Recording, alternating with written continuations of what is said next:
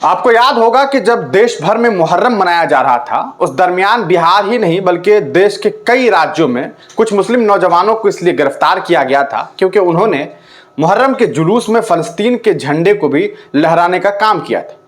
ताकि उन लोगों का ये कहना था कि हम ये झंडा इसलिए फहरा रहे हैं ताकि फलस्तीन के लोगों को लगे कि उनके साथ जो जुल्म और सितम हो रहा है हम उसके खिलाफ है और हम उनका साथ दे रहे हैं, हम उनकी सॉलिडरिटी के लिए खड़े हैं, हम उनके साथ मजबूती के साथ खड़े हैं। लेकिन हुआ क्या था? उसके बाद कई राज्यों की पुलिस ने उन लोगों को गिरफ्तार किया जिन्होंने इस तरह के झंडे का इस्तेमाल किया था। अब आपको एक खबर बताते हैं। एक खबर सामने आई है बिहार के भागलपुर से, वही भागलपुर जहां सन 1989 में भयानक दंगा हुआ था और उस दंगे का दर्द अभी तक मुसलमान नहीं भूले। आपको याद होगा किस तरह से इस दंगे को आज भी कुछ लोग ग्लोरीफाई करके बताते हैं कि हमने तो मुसलमानों की डेड बॉडीज पर जो है वो गोभी उगा देने का काम किया, और इस तरह के कई सारे बयानात आपने सुने होंगे। उसी भागलपुर से अब एक ऐसी खबर सामने आई जो काफी परेशान करने वाली है। एक तरफ बिहार में नीतीश कुमार की सरकार है। नीतीश जी ये कहते हैं कि हमारे राज्य में किसी भी तरह से जो है वो प्रशासनिक व्यवस्था सही तरीके से काम करती है, कोई भी व्यक्ति विशेष जो है वो किसी भी धर्म के खिलाफ उलूल जुलूल हरकत नहीं कर सकता। लेकिन उसी भागलपुर से एक तस्वीर सामने आती है, एक रैली निकाली जाती है और उस रैली में आप देखिए कि मस्जिद इमामबाड़े के छत पे चढ़ करके जो है किस तरह से भगवा झंडा लहराया जा रहा है। आखिरकार इस तरह से भगवा झंडा लहराने का मतलब क्या बनता है, क्यों इस तरह की हरकतें की गई? इसके अलावा आपको बता दें कि इस्राएल का झंडा भी लहराया गया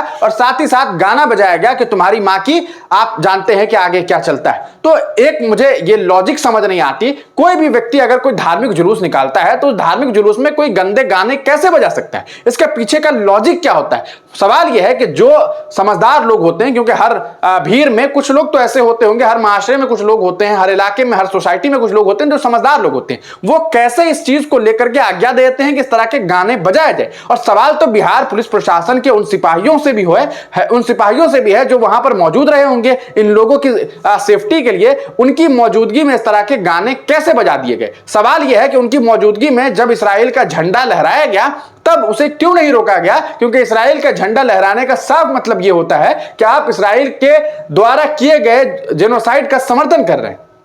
लेकिन सवाल यह है कि आखिरकार ये सब कुछ कैसे होता चला गया, क्यों हुआ, क्यों आखिरकार इन लोगों को पहले नहीं रोक लिया गया? क्या आपको नहीं लगता है कि जब इस तरह की हरकतें की जाएगी तो कुछ लोग ऐसे भी होते हैं जो बहुत जज्बाती होते हैं और फिर इसको लेकर के रिटेलिएट कर देते हैं और फिर बाद में मामला खराब हो जाता है और एक दंगा और फसादात की तस्वीर सामने आ जाती है? आखिरकार इसे क्यों नहीं रोका जा रहा है?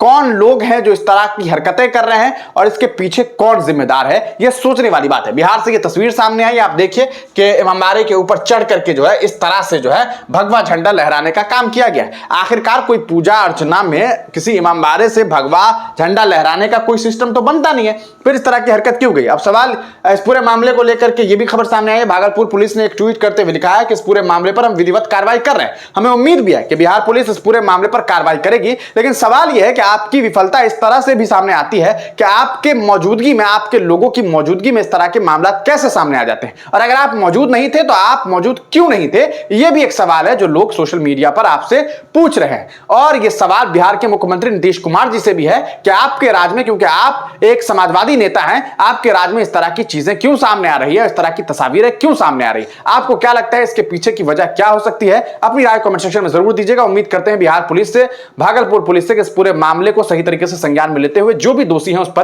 कानूनी कार्रवाई सख्ती के साथ की जाएगी।